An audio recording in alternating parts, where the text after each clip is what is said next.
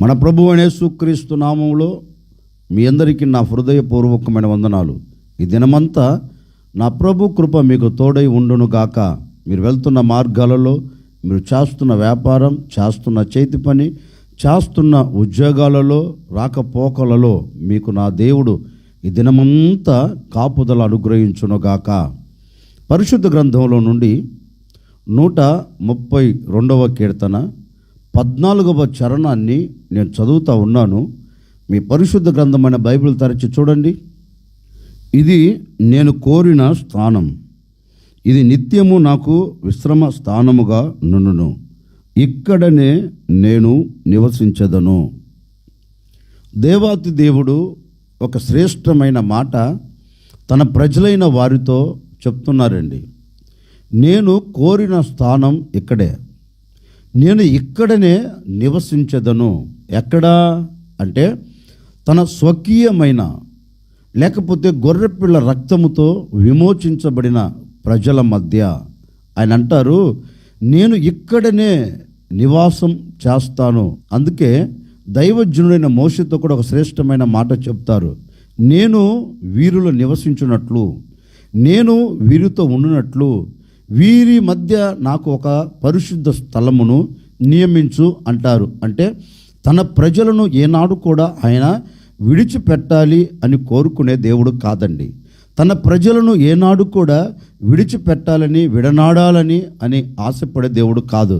ఎప్పుడు ఆయన మనసులో ఉన్న ఉద్దేశం ఏంటంటే, నేను నా ప్రజలతో సాంగత్యం చేయాలి, నేను నా ప్రజలతో నడవాలి, నేను నా ప్రజలతో ఉండాలి అని కోరుకున్న దేవుడు. అందుకే ఆది ప్రారంభములోనే దేవుని మనసులో ఉన్న ఉద్దేశాన్ని నెరవేర్చి ఒక మానవుణ్ణి తయారు చేశాడు, ఒక మానవుణ్ణి కలుగ చేశాడు. ఎందుకని అంటే ప్రతిదినం అతనితో నివాసం చేయాలని, ప్రతిదినం అతనితో సాంగత్యము చేయాలని, ప్రతిదినం అతనితో నడవాలని, ప్రతిదినం అతనితో మాట్లాడాలని దేవుడు ఆదిలోనే, ప్రారంభములోనే, మానవుని తయారు చేసే ప్రారంభములోనే ఆయన మనసులో ఉన్న ఆలోచనను నెరవేరుస్తూ వచ్చాడు.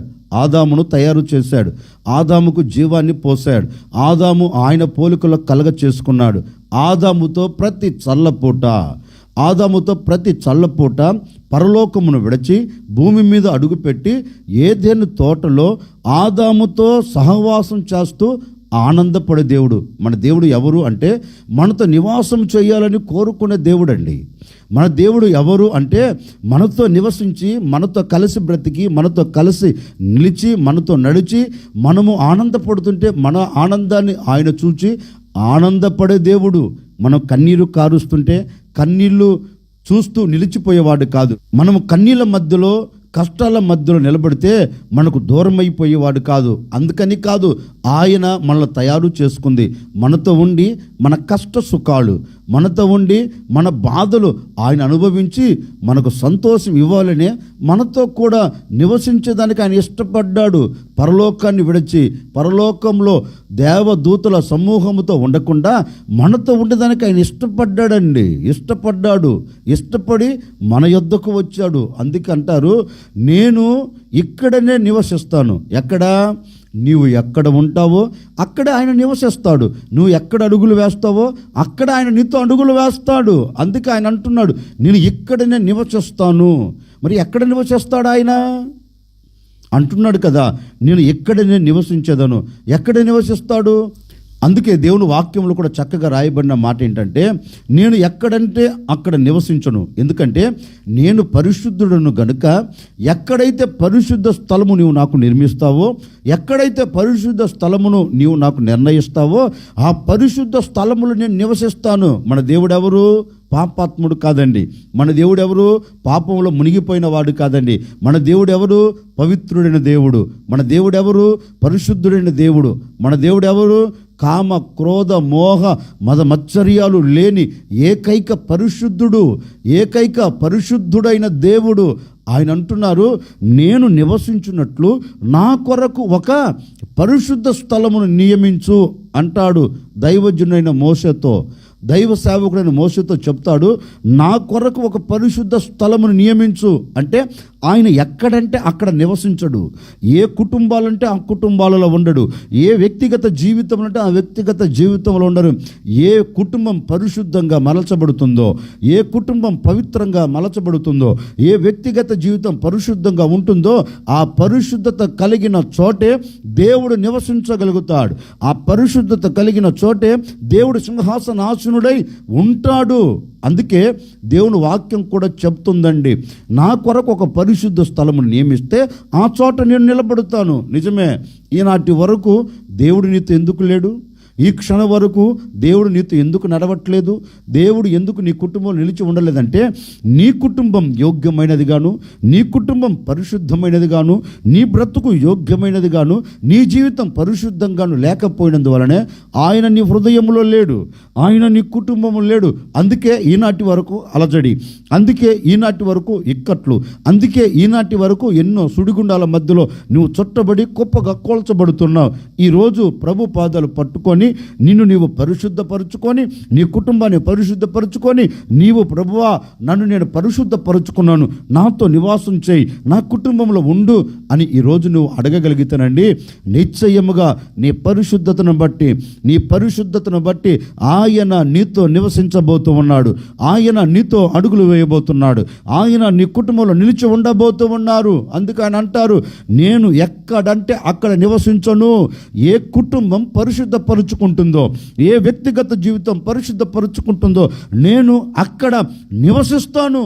నేను అక్కడ నివసించి నేను నీ పట్ల ఒక నవనూతనమైన కార్యం జరిగిస్తాను. నీవు కోరుకున్నది నేను నీకు ఇస్తాను, నీవు ఆశించినది నీ చేతులకు అప్పగిస్తాను అని ఆయన ఈరోజు నీతో చెప్తున్నాడండి. నిన్ను నీవు పరిశుద్ధపరుచుకొని ప్రభువుని అడిగితే ఆయన తప్పక నీతోనే నివాసం చేస్తాడండి. ఎక్కడ నివాసం చేస్తాడు అంటే, లేఖనంలో రాయబడిన మాట, స్తుతించే ప్రజల మధ్యలో. నీవు మనసు విప్పి నీవు ఆయన స్తుతిస్తే స్తుతుల సింహాసనం మీద ఆయన నివాసం చేస్తాడు. నీవు ఏ చోట నిలబడి స్తుతించగలుగుతావో ఆ చోటకి ఆయన దిగి వస్తాడు. ఆయన అక్కడికి దిగి వచ్చి అక్కడ నీ పట్ల కార్యము జరిగిస్తాడు. నీవు మనసు విప్పి స్తుతిస్తూ ఉండగా నీ ఎదుట నిలబడిన ప్రాకారాలు గొప్పగా కోల్చబడుతాయండి. ఎందుకని? ఆయన నీతో నివాసం చేస్తున్నాడు. ఎందుకని చేస్తున్నాడు? నీవు స్తుతిస్తున్నావు, నీవు మనస్ఫూర్తిగా ఆయన్ను కొనియాడుతూ ఉన్నావు, నీ స్తుతి అర్పణ ఆయనకు అర్పిస్తున్నావు గనక ఆయన నీతో నివాసం చేయుటకు, ఆయన నీతో నివసించుటకు సింహాసనం విడిచి నీ స్తుతులనే సింహాసనం మీదకి దిగి రాగలుగుతాడండి. నీవు మరి ఈ దినాన స్తుతిస్తున్నావా? దేవుని పాదాలు పట్టుకొని మనస్ఫూర్తిగా ఆయన సన్నిధిలో స్తుతి అర్పణ అర్పిస్తున్నావా? కృతజ్ఞత కలిగి నీవు మనసు విప్పి స్తుతి అర్పణ అర్పిస్తూ ఈరోజు నీవు కొనసాగించబడుతున్నావా? స్తుతి అర్పణ అర్పిస్తూ సాగి వెళుతున్నావా అంటే లేదండి. స్తుతి అర్పణ అర్పించలేకపోతున్నావు. కష్టం కలిగినప్పుడు దేవుని విడిచిపెడుతున్నావు, కష్టం కలిగినప్పుడు దేవుని మర్చిపోతున్నావు, ఇబ్బందులు నేను పలకరిస్తున్నప్పుడు దేవునికి దూరం అవుతున్నావు, కష్టం నెమ్మది లేకుండా బ్రతుకుతున్న దినాలు నీ ముంగిటి నిలబడినప్పుడు ఏం చేస్తున్నావు అంటే దేవుని సన్నిధికి దూరం అయిపోతున్నావు. మరి ఎలా నీతో ఉండగలడండి? చూడండి, ఏబును గురించి చక్కగా పరిశుద్ధ గ్రంథం చెప్పకనే చెబుతుంది. ఏబు అన్ని కోల్పోయినా, ఆస్తి కోల్పోయాడు, అంతస్తులు కోల్పోయాడు, ఉన్నవన్నీ కోల్పోయాడు, పనులను కోల్పోయాడు, మందలను కోల్పోయాడు, పొలాన్ని కోల్పోయాడు, పంటను కోల్పోయాడు. ఆఖరికి కడుపున పుట్టిన కన్నబిడ్డలు తన కళ్ళ ముందు కనుమరుగైపోయిన సంగతిని అతడు తెలుసుకున్న తర్వాత అతడు అంటాడు, యెహోవా ఇచ్చెను, యెహోవా తీసుకొని వెళ్ళను, ఆయనకే స్తుతి కలుగునుగాక, ఆయనకే మహిమ కలుగునుగాక. చూడండి, ఏబులో ఉన్న ఎంత విశ్వాసమో చూడండి. అన్నీ కోల్పోయినా దేవుణ్ణి స్తుతించడం మాత్రం మర్చిపోవట్లేదండి. మనమైతే కొంచెం కష్టం కలగగానే దేవుణ్ణి స్తుతించడమేమో పక్కన పెట్టి దేవుణ్ణి దూషించడం ప్రారంభిస్తాం. అసలు దేవుడు నాకు ఏం మేలు చేశాడండి, దేవుడు నా పట్ల ఏం కార్యం చేశాడండి అని దేవుణ్ణి దూషిస్తామండి. కానీ ఏవో అలా చేయలే, దేవుణ్ణి స్తుతించాడు. అందుకే అతని స్తుతుల మీద దేవుడు ఆసీనుడై అత్యధికముగా అతన్ని ఆశీర్వదించాడు, అత్యధికముగా అతన్ని దీవించగలిగాడు. అంటే ఈ రోజున మన కుటుంబం ఎందుకు శాపాన్ని చూస్తుంది? ఈ రోజున ఎందుకు మన కుటుంబం కన్నీళ్లను చూస్తుంది? ఈ రోజున ఎందుకు మన కుటుంబం కష్టాల మధ్యలో కూరుకొని పోయిందంటే నీవు స్తుతించే అనుభవం నీకు లేక. ఈరోజు నువ్వు స్తుతించే అనుభవంలో నువ్వు అడుగు పెడితేనండి, ఈరోజు నువ్వు స్తుతించే అనుభవంలో నువ్వు నిలిచి ఉంటేనండి, నీ నోట స్తుతి అర్పణ రాగలిగితే, నీ మనసులో స్తుతి అర్పణ ఉండగలిగితే, నిశ్చయముగా నీ స్తుతులనే సింహాసనం మీద నా ప్రభు ఆసీనుడై ఉండబోతూ ఉన్నాడు. ఈ దినము నుండి నువ్వు ఎక్కడ స్తుతులు చెల్లిస్తున్నా అక్కడ స్తుతి సింహాసనాసీనుడై ఉండి నీ పట్ల అద్భుతం చేయబోతూ ఉన్నాడు. ఈనాటి వరకు నిన్ను వెంటాడుతున్నా, నిన్ను పట్టుకున్న, నిన్ను అడ్డుపడవేసిన ప్రతి ఆటంకాలన్నిటి నా దేవుడు బ్రద్దలు చేయబోతూ ఉన్నారు. ఇశ్రాయేలుల ఎదుట ప్రాకారాలు గొప్పగా కూల్చి వారిని దాటేటట్లుగా చేసిన దేవుడు. ఈ దినం నీవు స్తుతించడం ప్రారంభిస్తే ఆయన నీతో నివసించి, ఆయన నీతో ఉండి, నీవు ఎక్కలేని వాటిని, నీవు దాటలేని వాటిని, నీవు జయించలేని వాటన్నిటి మీద జయమిచ్చి మిమ్మల్ందరినీ దాటించబోతూ ఉన్నాడు. మిమ్మల్ందరినీ అద్దరికి చేర్చబోతూ ఉన్నారు. ఈరోజు నీవు మనసు విప్పి ఆయనను నువ్వు స్తుతిస్తే అక్కడ ఆయన నివసిస్తాడు. అక్కడ ఆయన నివసించి నీ ప్రాకారాలన్నిటిని సదును భూమి చేస్తాడు. ప్రాకారాలన్నీ నీ కాళ్ళ కిందకు వస్తాయి. నువ్వు దాటుకొని సంతోషకరంగా వెళ్ళగలుగుతావు. ఎక్కడ ఆయన నివసిస్తాడు అంటే పరిశుద్ధ స్థలం. ఎక్కడ ఆయన నివసిస్తాడు? స్తుతించే ప్రజల మధ్యలో. ఎక్కడ ఆయన నివసిస్తాడు? లేఖనములు రాయబడిన మాటను తెలుసండి, 2-3 కూడి నా నామమున ఎక్కడైతే ప్రార్థిస్తారో అక్కడ నేను నివాసం వారితో చేస్తా. అంటే 2-3 కూడి అంటే ఎక్కడ ఐక్యత ఉంటుందో, ఎక్కడ ఐక్యత నిలిచి ఉంటుందో అక్కడ ఆయన నివాసం చేస్తాడంటండి. ఐక్యత లేని చోట కాదు, ఐక్యత లేని చోట ఆయన నివసించడు, ఐక్యత లేని చోట ఆయన ఉండేదానికి ఇష్టపడ్డాడు. ఎక్కడైతే ఐక్యత ఉంటుందో అక్కడ ఆయన నివసిస్తాడు. ఈరోజు ఐక్యత లేదా నీ జీవితమునకు, ఐక్యత లేదా నీ కుటుంబానికి, ఐక్యత లేదా నీ వ్యక్తిగత జీవితమునకు, ప్రశాంతత లేదా నీ కుటుంబంలో ఈరోజు ఐక్యతను నువ్వు కాపాడుకొని ఆత్మ కలిగించు ఐక్యతలో నువ్వు నిలబడితేనండి, ఆ ఐక్యత కోసం నువ్వు పట్టుదల కలిగి ప్రార్థన చేస్తునండి, నిశ్చయముగా ఐక్యత ఉన్న కుటుంబాలలో, ఐక్యత కలిగిన జీవితంలో ఆయన నివసిస్తాడు. ఆయన నివసించి నీ పట్ల కార్యం జరిగిస్తాడు. అందుకే లేఖనం చెప్పకని చెబుతుంది, నేను ఇక్కడనే నివసిస్తా. ఎక్కడ నివసిస్తాడు? పరిశుద్ధత కలిగిన చోట. ఎక్కడ నివసిస్తాడు? స్తుతించే చోట. ఎక్కడ నివసిస్తాడు? ఐక్యత కలిగిన చోట.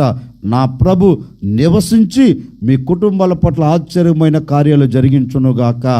మరి ఇక్కడ నేను నివసించాలి అంటే పరిశుద్ధత కావాలి అన్నాడు, స్తుతించాలి అన్నాడు, ఐక్యత ఉండాలి అన్నాడు కదా.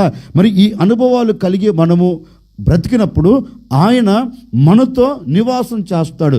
మరి నివాసం చేసిన దేవుడు ఏం చేస్తాడు అంటే లేఖనములో ఒక చక్కని మాట రాయబడిందండి. ఈ పూట ఆ మాట మనం ధ్యానం చేసుకుందాం. కీర్తనల గ్రంథం 132వ కీర్తన 15వ చరణాన్ని నేను చదువుతా ఉన్నాను. దాని ఆహారము నేను నిండారులుగా దీవించదను, దానిలోని బీదలను ఆహారము చేత తృప్తిపరచెదను. ఆయన ఒక వ్యక్తిగత జీవితంలో, ఒక కుటుంబంలో నివసిస్తే జరిగేది ఏంటి అంటే ఆ కుటుంబం అంట, ఆ వ్యక్తిగత జీవితం అంట నిండారులుగా దీవించబడుతుందంటండి. అంటే ఏ కొదవ, ఏ కొరత, ఏ లేమి అనే మాట ఆ గుడారంలో కనపడదంటండి. నిశ్చయముగా ఆ కుటుంబం నిండారుగా దీవించబడుతుందని లేఖనం సెలవిస్తుంది. ఒకవేళ ఈనాటి వరకు ఆయన నీతో లేడు గనుకనే దేవుడు అనుగ్రహించే దీవెన నీకు కలగలేదేమో. ఆయన నీ కుటుంబంలో నివసించలేదు గనుకనే నీవు చేస్తున్న వ్యాపారంలో ఒక దీవెన కలగలేదేమో, నీవు చేస్తున్న చేతి పనిలో ఒక దీవెన కలగలేదేమో, నీవు ఉద్యోగంలో ఒక దీవెన నీకు కలగలేదేమో. వీటన్నిటికీ ప్రబలమైన కారణం ఏంటి అంటే ఆయన నీతో నివసించలేకపోయినందువలన ఈ దీవెన నీకు కలగలేదు. ఈ దీవెన నీకు కలగాలి అంటే నువ్వేం చెయ్యాలంటే నిన్ను పరిశుద్ధపరుచుకోవాలి, నీవు స్తుతి చెల్లించాలి, నీవు ఐక్యతలో కలిగి ఆయన పాదాలు పట్టుకుంటే ఆయన నీతో నివసిస్తాడు. నివసించిన దేవుడు ఇప్పుడు నీతో చెప్తున్నారు, నేను నీతో నివసిస్తున్నాను గనక, నేను నీ మధ్య నివాసం చేస్తున్నాను గనక నిశ్చయముగా నేను నిండారులుగా నేను దీవిస్తాను, నిండారులుగా నేను నిన్ను ఆశీర్వదిస్తాను. మన దేవుడు ఎవరు అంటే చేతులు చాపి ఆశీర్వదించగలిగిన దేవుడు అండి.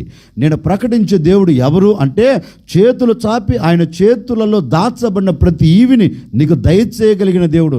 లేఖనంలో కూడా చక్కగా రాయబడిన మాట తెలుసండి, వారి మీద చేతులుంచి వారి వైపు చేతులెత్తి వారిని ఆశీర్వదించను అంటే, నా ప్రభు ఆశీర్వదించగలిగిన దేవుడు. నీ శాపమును కొట్టివేయగలిగిన వాడు, నీ దరిద్రతను తీసివేయగలిగిన వాడు, నీ శాపమునకు విముక్తి కలగ చేయగలిగిన వాడు, నీ వ్యాపారాన్ని నీ చేతి పనిని అంచెలంచెలుగా ఆశీర్వదించుటకు సర్వశక్తి కలిగిన దేవుడు. ఆ దేవుడు ఈ రోజు నీతో చెప్పకనే చెబుతూ ఉన్నారు, నేను నిన్ను ఆశీర్వదించబోతూ ఉన్నాను. నిన్ను నీవు పరిశుద్ధపరుచుకున్నావు గనక, నీవు స్తుతిస్తున్నావు గనక, నీలో ఐక్యత ఉంది గనక నేను మీ మధ్య నివాసము చేసి నిండారులుగా నేను దీవించబోతూ ఉన్నాను. నిండారులుగా నేను మిమ్మల్ని ఆశీర్వదించబోతూ ఉన్నాను. మీరు ఆశీర్వాదానికి నాంది పలకబోతూ ఉన్నారు, దీవెనకు నాంది పలకబోతూ ఉన్నారు. ఇక మీదట మీ బ్రతుకు దినములన్నిట ఎక్కడ అడుగు పెట్టినా అక్కడ నా దేవుడు దీవెన కలగ చేయబోతూ ఉన్నాడు. ఎక్కడ అడుగు పెట్టినా అక్కడికి నా దేవుడు మీతో కూడా రాబోతూ ఉన్నాడు. మీ మధ్యలో నివాసం చేయబోతూ ఉన్నారు. మీ మధ్యలో నివసించి నా ప్రభు మిమ్మల్ని దీవెనలతో నింపి మీరు తృప్తికరంగా భుజించున్నట్లుగా, తృప్తికరంగా బ్రతుకున్నట్లుగా నా ప్రభు శ్రేష్టమైన దీవెనలు మీ చేతులకు అప్పగించబోతూ ఉన్నారు.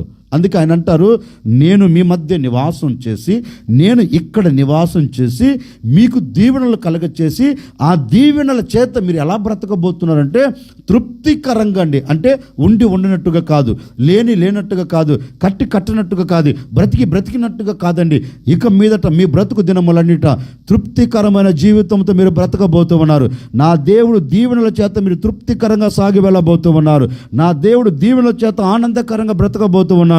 ఆత్మ సంబంధంగా, శరీర సంబంధంగా అన్ని విషయాల్లో మీరు దీవెనలు పొందుకొని తృప్తిగా బ్రతుకుదురుగాక.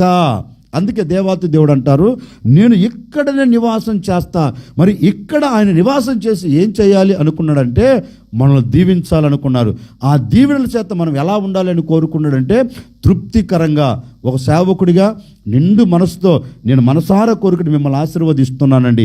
ఈ దినము నుండి మీరు దీవెనలు పొందుకొనేదరుగాక, నిండారులైన దీవెనలు మీ కుటుంబాలకు కలుగునుగాక. ఆ దీవెనల చేత మీరు తృప్తికరంగా బ్రతుకుదురుగాక. ఆ దీవెనల చేత మీరు ఆనందకరంగా సాగి వెలుదురుగాక. ఇక మీ కుటుంబంలో కన్నీరు లేకుండా, మీ కుటుంబంలో వేదన లేకుండా, మీ కుటుంబంలో ఆహార కొరత లేకుండా, మీ కుటుంబంలో ఆర్థిక ఇబ్బందులు లేకుండా, మీ కుటుంబంలో అనారోగ్యం లేకుండా నా దేవుడు నిండాలుగా మిమ్మల్ని దీవించబోతూ ఉన్నాడు. సర్వ సమృద్ధితో నింపబోతూ ఉన్నాడు. సర్వ సమృద్ధిని మీరు కలగ చేయబోతున్నారు. తృప్తికరంగా బ్రతకబోతూ ఉన్నారు. ఆరోగ్యం కలగబోతుంది.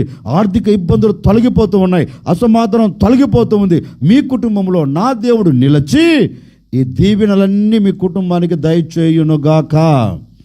ఆశ్చర్యకరుడా, మీకు స్తోత్రాలు చెల్లిస్తూ ఉన్నా. మీ బిడ్డలు ఎందరైతే కోరుకున్నారో, ఎందరైతే ఆశపడ్డారో, నా జీవితంలో, నా కుటుంబంలో నా దేవుడు నివాసం చేయాలని ఎందరైతే కోరుకున్నారో, ప్రతి గుడారములో, ప్రతి కుటుంబంలో, ప్రతి వ్యక్తిగత జీవితంలో మీరు నివసించెదరుగాక. నివసించి నాయన ప్రతి కుటుంబాన్ని దీవించండి, ప్రతి వ్యక్తిని దీవించండి, ప్రతి వ్యాపారాన్ని దీవించండి, ప్రతి చేతి పనిని దీవించండి, ప్రతి ఉద్యోగాన్ని దీవించండి నాయన. ప్రతి వారు దీవెనలు పొందుకొని తృప్తికరంగా బ్రతుకున్నట్లుగా ఈ దినము నుండి బిడ్డల పట్ల మీ కార్యాలు జరిగించి, దరిద్రతను కొట్టివేసి, శాపాన్ని తీసివేసి, నిండారులుగా అన్ని విషయాల్లో, అన్ని కోణాలలో బిడ్డలు ఆశీర్వాదానికి నాంది పలుకున్నట్లుగా సహాయము చేయమని యేసు నామములు అడిగి వేడుకొనుచున్నాము తండ్రి, ఆమెన్. ఈ దినమంతా నా ప్రభు మీతో నివసించి, నిండారుగా నా ప్రభు మిమ్మల్ని దీవించి, మిమ్మల్ని తృప్తికరంగా నా దేవుడు బ్రతికించునుగాక.